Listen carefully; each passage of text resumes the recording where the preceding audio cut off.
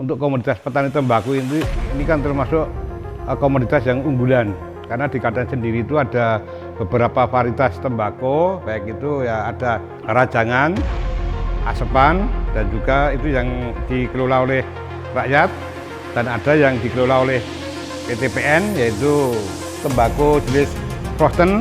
Karena tembakau itu kan bibitnya sama, tetapi kan ditanam di tekstur tanah yang berbeda kan hasilnya lain.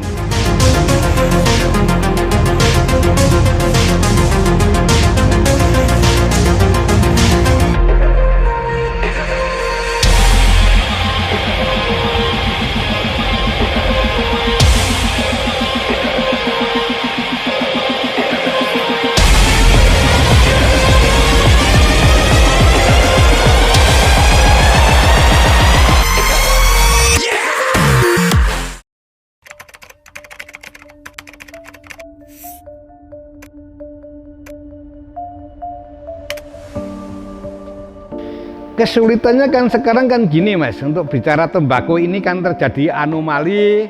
Satu sisi tembakau itu dibutuhkan banyak orang menggantungkan hidup di situ, dan juga ini mungkin juga semua orang paham kontribusi cukai yang cukup besar di negara kita. Itu kan hampir dari postur APBN hampir mendekati 10%. Tetapi kan anomali yang saya maksudkan di situ, satu sisi kontribusi yang cukup besar, tapi kan banyak regulasi-regulasi yang tidak berpihak kepada petani, sehingga kami dari petani tembakau itu merasakan ketidakadilan di tata kelola tembakau. Mungkin sampean juga tahu undang-undang peraturan menteri peraturan pemerintah yang paling banyak itu di peraturan masalah tembakau, dan juga kesulitannya kan tembakau ini aneh gitu loh Mas, dibutuhkan tapi juga kurang diberi keleluasaan untuk berkembang. Pemerintah itu kurang berpihak pada petani. Harusnya kan mungkin akhir-akhir ini kan dengan istilahnya kampanye kesehatan, tapi kan ada pembatasan-pembatasan. Nah, itu kan kesulitannya kan di situ, otomatis imbasnya kan di istilahnya serapan ke pabrik itu kan juga agak berkurang, dan juga harga. Katanya kan, tapi anehnya ada pembatasan itu, tapi kan impor itu tetap jalan terus. Karena produksi rokok itu mungkin kalau toh ada penurunan, tapi nggak begitu besar. Tetapi imbasnya dengan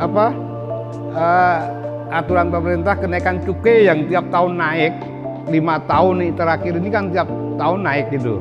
Tapi di tahun 2020 naiknya 23%. Padahal biasanya kan naiknya terus 2020 itu naik ini 12,5%. Dari komoditas tembakau itu dituntut memasukkan cukup besar, tapi kan keperpihakan pemerintah kepada petani, kepada usaha tembakau itu sangat kurang. Ini anomali yang saya maksudkan kan, satu sisi dibutuhkan untuk kontribusi negara, tapi satu sisi kurang berpihak pada petani. Kesulitannya kan karena petani ini boleh dikatakan kalau saya istilahnya kan seperti sapi perah, diharapkan hasilnya, tapi kan satu sisi juga dihantam dengan beberapa istilahnya, sampai saya di komunitas petani tembakau itu orang nandur tembakau, orang itu seperti melakukan kejahatan gitu kan gitu. Itu soalnya kan sekarang kan diatur beberapa istilahnya ada beberapa sanksi misalnya kawasan tanpa rokok, terus sekarang ada daerah yang untuk layak anak pun itu harus ada beberapa kawasan yang bebas asap rokok. Padahal kalau kita bilang kesehatan itu juga rokok itu menjadi salah satu yang kambing hitam untuk misalnya orang kena gagal ginjal, kanker itu kan. Padahal ada variabel yang lain. Sekarang pola hidup di masyarakat itu yang kadang-kadang tidak disebutkan. Di sini itu aneh. Bicara masalah kesehatan, tetapi satu sisi begitu ada duitnya dari cukai tembakau itu kan banyak ketidakadilan. Ini anehnya kan ibaratnya orang itu dari kesehatan itu yang paling membuli petani tembakau, tapi dia kan paling ambil banyak duitnya. Ya istilahnya kan nek wong Jawa itu kan wis ora bejaji, gelem duitnya, tapi kan orang itu begitu dikasih duit dapat fasilitas justru untuk istilahnya untuk istilahnya menyerang di tembakau. Yang kami tuntut itu oke, kami bayar tidak masalah karena kewajiban kami pajak itu kami sadar. Tetapi kan kami juga punya hak berkembang untuk hidup layak. Makanya kan tuntutan petani itu ya Mas, suara dari petani itu kan oke, kita istilahnya kewajiban kita cukai itu satu pajak ya. Ini seperti ini kan, dan ini perlu dicatat Mas, mungkin pajak yang paling tertib itu pajak di tembakau.